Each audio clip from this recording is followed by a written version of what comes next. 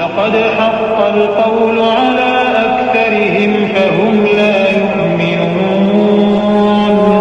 إنا جعلنا في أعناقهم أغلالا فهي إلى الأذقان فهم مقمحون وجعلنا من بين أيديهم سدا